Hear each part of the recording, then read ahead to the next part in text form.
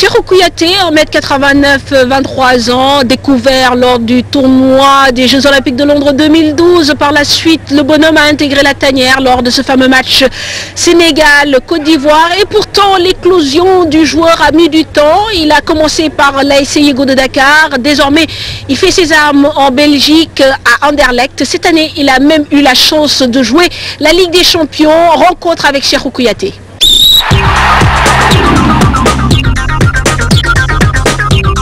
Je m'appelle Cheikhou Kouyaté, international sénégalais. Je joue à Anderlecht en Belgique. Je me suis retrouvé à Anderlecht quand j'avais 19 ans. Voilà, j'ai commencé au FC Bruxelles. De FC Bruxelles, je suis parti à Anderlecht. Donc de là, tout a commencé pour moi. J'ai commencé comme petit dans les quartiers, à l'AS Yonbi, comme cadet. Mais avant, j'étais à Sacré-Cœur, donc comme cadet. Après, je suis retourné à l'AS Yonbi dans mon quartier. J'ai joué 1 an en senior à l'AS Yonbi. De l'AS Yonbi en cadet, après, je suis parti à Diak Diop, donc en championnat. Donc de Diak Diop, je suis parti à Yego. De Yego, je suis parti en senior de l'AS Yonbi. Et de là, après, je suis parti en équipe nationale junior du Sénégal. Et en équipe nationale junior du Sénégal, de là, j'ai voyagé. Et je suis parti en Grèce d'abord. Et de la Grèce, je suis parti à Nancy. Et de Nancy, je suis parti au FC Bruxelles. Et de Bruxelles, là, j'ai signé mon contrat d'abord amateur. Parce que j'ai signé amateur pendant 6 mois. Et de là, j'ai travaillé dur. Quand j'avais signé amateur, c'était vraiment difficile pour moi. Parce qu'en amateur, tu n'es pas payé. Et il faisait froid là-bas. Je n'étais pas avec ma famille, j'étais avec personne. Donc voilà, c'était tellement dur pour moi. Donc voilà, il y a un moment, j'étais tout seul dans ma chambre et je voulais rentrer. Je pleurais matin, midi, soir. Et une fois, j'ai eu mon président de l'AS Yego au téléphone. Je lui ai dit non, je ne veux pas rester ici, je veux retourner à Dakar. Et là, il m'a dit non, tu dois rester, tu dois cravacher, tu dois voir parce qu'il y a ton père qui est malade et tu dois le soigner. Et tout. Et de là, ça m'a réveillé. Le déclic, c'était le premier match, mon premier match en professionnel. Parce que voilà, j'étais jeune, j'avais 18 ans et demi.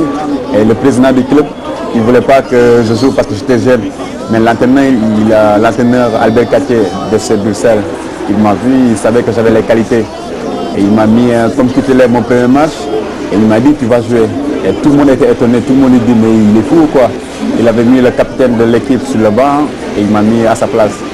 Et de là, j'avais fait un match énorme, même si on avait perdu sur, je sais pas, 6 buts à 3, je sais pas quoi.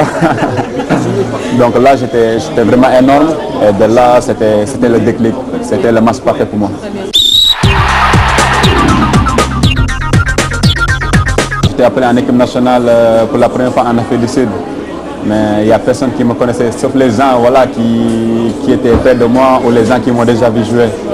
Et donc c'était pas facile pour moi, même pour l'entraîneur aussi qui ne me connaissait pas bien. Donc moi je devais faire mes preuves et pour faire des preuves, il fallait que je joue. Donc c'était pas voilà, en montant en deuxième mi-temps, 20 minutes, 10 minutes, que je pouvais montrer mes qualités. Et même il y a les gens de mon quartier qui me disaient ouais, il faut que tu te montres et tout. Voilà. Je les ai dit mais bon, je joue 10 minutes, 20 minutes en deuxième mi-temps, c'est pas facile pour moi, je ne peux pas me montrer. Même contre le Libéria, quand on a gagné 3 buts à 1 à Dakar, je suis monté, mais là j'étais timide, je dirais. Je jouais simple parce que le coach m'avait demandé de jouer simple et tout. Il y a tous mes potes qui me disent non, tu dois te montrer, tu dois montrer pour gagner ta place dans l'équipe. Je les ai dit non, mais bon, c'est pas comme ça, il faut du temps et tout. Ils m'ont dit non, en équipe nationale, tu n'as pas le temps. Et voilà, ils avaient raison. Mais moi, je les avais promis, je les ai dit ok, ça va. Aux Jeux Olympiques, ce sera le moment de me montrer sur tout le peuple, voilà, de montrer mes qualités au peuple sénégalais. Et voilà, Donc je savais que seulement c'était les Jeux Olympiques que je pouvais me montrer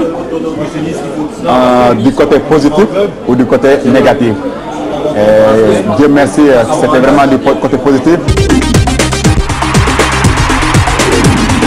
Cette émission arrive à son terme, mais attention, nous allons jouer les prolongations. Ce week-end, beaucoup de beaux buts et pas mal de derby. Et justement, tout cela commenté par cher Sadibou Diarra dans notre rubrique prolongation.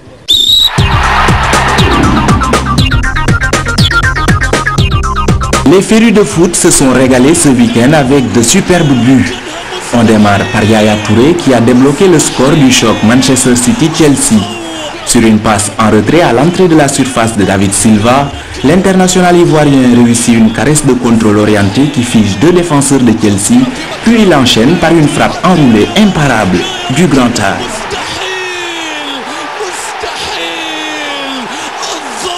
Mais que dire aussi de Sébastien Giovinco de la Juventus contre Sienne. Servi sur un coup franc magistralement exécuté par Andrea Pirlo, la fourmi atomique décoche une frappe du gauche d'une grande précision. Et on se demande encore comment la balle est passée entre le poteau et le gardien. Le but de Papis Demba Cissé n'est pas en reste. Le gardien de Newcastle envoie un dégagement. L'international sénégalais reprend le ballon sans contrôle. Un geste de folie qui atterrit au fond des filets du portier de Southampton. Un but époustouflant qui rappelle son but contre Chelsea l'année dernière. Mais nous ne boudons pas aussi notre plaisir sur la superbe reprise de volée pleine lucarne de Dimitar Berbatov. Un geste incroyable en toute désinvolture du Bulgare, connu aussi pour son soyeux toucher de balle. Cependant, Gareth Bale les a tous roulés. Il reste quelques secondes à jouer entre Tottenham et West Ham. Le Gallois arme et décoche une frappe de mule qui, comme on dirait une missile téléguidée, va se loger directement à la lucarne. So amazing! Come on! Ya ilahi! Allah ya Tottenham! هدف رائع! روعة روعة روعة روعة روعة! الله يا بيل! انهض يا بيل! نعم انهض! لأنها لقطة الموسم! هدف الموسم صاروخ لا يسكلاين ولا غيره بإمكانه التصدي.